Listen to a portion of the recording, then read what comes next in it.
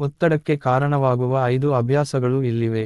ನಕಾರಾತ್ಮಕ ಸ್ವಚರ್ಚೆ, ನಿರಂತರವಾಗಿ ತನ್ನನ್ನು ತಾನು ಟೀಕಿಸಿಕೊಳ್ಳುವುದು ಇದು ದೀರ್ಘಕಾಲದ ಒತ್ತಡಕ್ಕೆ ಕಾರಣವಾಗಬಹುದು. ಆಲಸ್ಯ, ಕೆಲಸಗಳನ್ನು ಪೂರ್ಣಗೊಳಿಸಲು ಕೊನೆಯ ನಿಮಿಷಗಳವರೆಗೆ ಕಾಯುವುದು. ಇದು ಒತ್ತಡವನ್ನು ಉಂಟುಮಾಡಬಹುದು. ಪರಿಪೂರ್ಣತೆ, ಜೀವನದ ಎಲ್ಲಾ ಅಂಶಗಳಲ್ಲಿ ಪರಿಪೂರ್ಣತೆಗಾಗಿ ಶ್ರಮಿಸುವುದು.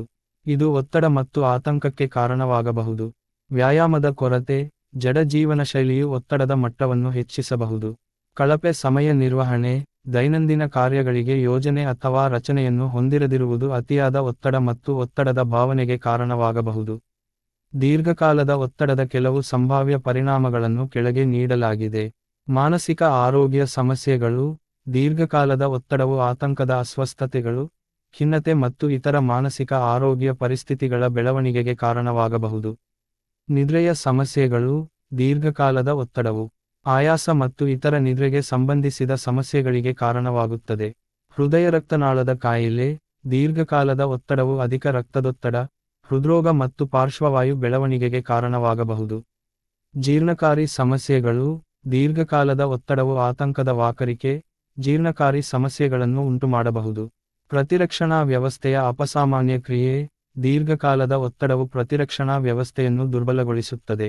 ಅರಿವಿನ ಸಮಸ್ಯೆಗಳು, ದೀರ್ಘಕಾಲದ ಒತ್ತಡವು ಮೆಮೊರಿ ಮತ್ತು ಇತರ ಅರಿವಿನ ಕಾರ್ಯಗಳನ್ನು ದುರ್ಬಲಗೊಳಿಸುತ್ತದೆ. ಕೆಲವು ದೈನಂದಿನ ಒತ್ತಡ ಪರಿಹಾರ ತಂತ್ರಗಳನ್ನು ಅಭ್ಯಾಸ ಮಾಡುವ ಮೂಲಕ ನೀವು ಅಗಾಧವಾಗುವುದನ್ನು ನಿಲ್ಲಿಸಬಹುದು. ಒತ್ತಡದ ಲಕ್ಷಣಗಳನ್ನು ನೀವು ಅನುಭವಿಸಿದಾಗ ಕೆಲವು ರೀತಿಯ ದೈಹಿಕ ಚಟುವಟಿಕೆಯನ್ನು ಪಡೆಯಲು ಪ್ರಯತ್ನಿಸಿ. ಒಂದು ಸಣ್ಣ ನಡಿಗೆ ಕೂಡ ನಿಮ್ಮ ಮನಸ್ಥಿತಿಯನ್ನು ಹೆಚ್ಚಿಸುತ್ತದೆ. ನಿಮ್ಮ ದಿನ, ವಾರ ಮತ್ತು ನಿಮ್ಮ ವೀಕ್ಷಣೆಯನ್ನು ಸಂಕುಚಿತಗೊಳಿಸುವುದರಿಂದ ಕ್ಷಣ ಮತ್ತು ದೀರ್ಘಾವಧಿಯ ಕಾರ್ಯಗಳ ಮೇಲೆ ಹೆಚ್ಚು ನಿಯಂತ್ರಣವನ್ನು ಅನುಭವಿಸಲು ನಿಮಗೆ ಸಹಾಯ ಮಾಡುತ್ತದೆ. ಧ್ಯಾನ, ಯೋಗ, ಉಸಿರಾಟದ ವ್ಯಾಯಾಮಗಳು ಮತ್ತು ಸ್ನಾಯುಗಳ ವಿಶ್ರಾಂತಿಯಂತಹ ವಿಶ್ರಾಂತಿ ಚಟುವಟಿಕೆಗಳನ್ನು ಪ್ರಯತ್ನಿಸಿ. ಪ್ರತಿದಿನ ನಿಮ್ಮ ದೇಹವನ್ನು ಚೆನ್ನಾಗಿ ನೋಡಿಕೊಳ್ಳಿ. ಸರಿಯಾಗಿ ತಿನ್ನುವುದು, ದೈಹಿಕ ಚಟುವಟಿಕೆಯಲ್ಲಿ ಭಾಗವಹಿಸುವುದು ಮತ್ತು ಸಾಕಷ್ಟು ನಿದ್ರೆ ಪಡೆಯುವುದು ನಿಮ್ಮ ದೇಹವು ಒತ್ತಡವನ್ನು ಉತ್ತಮವಾಗಿ ನಿಭಾಯಿಸಲು ಸಹಾಯ ಮಾಡುತ್ತದೆ. ಧನಾತ್ಮಕವಾಗಿರಿ ಮತ್ತು ಕೃತಜ್ಞತೆಯನ್ನು ಅಭ್ಯಾಸ ಮಾಡಿ. ನೀವು ಎಲ್ಲವನ್ನೂ ನಿಯಂತ್ರಿಸಲು ಸಾಧ್ಯವಿಲ್ಲ. ನಿಮ್ಮನ್ನು ಶಾಂತವಾಗಿಡುವ, ನಿಮ್ಮನ್ನು ಸಂತೋಷಪಡಿಸುವ, ಭಾವನಾತ್ಮಕ ಬೆಂಬಲವನ್ನು ನೀಡುವ ಮತ್ತು ಪ್ರಾಯೋಗಿಕ ವಿಷಯಗಳಲ್ಲಿ ನಿಮಗೆ ಸಹಾಯ ಮಾಡುವ ಜನರೊಂದಿಗೆ ಸಂಪರ್ಕದಲ್ಲಿರಿ. ಆದ್ದರಿಂದ ಒತ್ತಡವು ಅಗಾಧವಾಗುವುದಿಲ್ಲ. ನಿಮ್ಮ ಜೀವನದಲ್ಲಿ ಯಾವ ಬದಲಾವಣೆಗಳು ಸಂಭವಿಸುತ್ತವೆ ಎಂಬುದರ ಆಧಾರದ ಮೇಲೆ ಒತ್ತಡವು ಅಲ್ಪಾವಧಿಯ ಸಮಸ್ಯೆ ಅಥವಾ ದೀರ್ಘಾವಧಿಯ ಸಮಸ್ಯೆಯಾಗಿರಬಹುದು.